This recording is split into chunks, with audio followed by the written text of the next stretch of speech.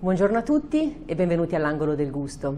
Oggi presentiamo il Bottega Stardust, un prosecco DOC ottenuto dalla vinificazione di uve glera coltivate nelle zone collinari della provincia di Treviso. Prodotto di immediato impatto visivo, la tradizionale bottiglia in vetroquercia è interamente ricoperta da una galassia di cristalli. Lo Stardust Bottega, grazie all'effetto polvere di stelle, è in grado di rendere particolarmente luccicante il momento dell'aperitivo e del brindisi. Le uve impiegate per la produzione di questo vino vengono coltivate in un'area prossima alle Prealpi Venete.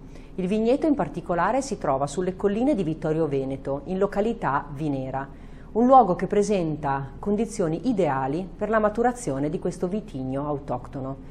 L'elevata escursione termica stimola la produzione di composti aromatici, mantiene un buon livello di acidità nell'uva e ne migliora la composizione polifenolica. La presenza in vigna di viti di età diverse si traduce in uno spumante intenso, ricco, pieno e di grande qualità. Dopo la raccolta delle uve si procede con la diraspatura e con una delicata pressatura.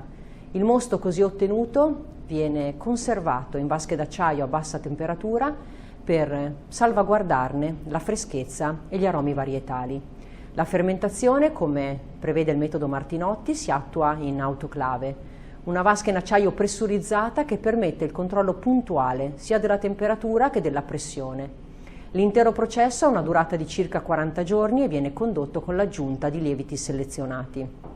Al termine della fermentazione, il vino viene lasciato a contatto con le fecce, costituite essenzialmente dai lieviti morti, che grazie all'autolisi rilasciano composti importanti per il corpo, la struttura e l'aromaticità del vino. Ma procediamo con la degustazione.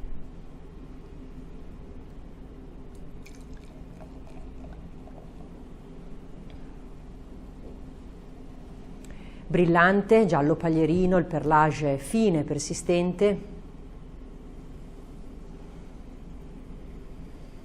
Al naso è tipico, elegante, con note fruttate, la mela golden, la pera, la pesca, gli agrumi, note floreali di acacia, glicine, mughetto e un delicato aroma di rosa in chiusura.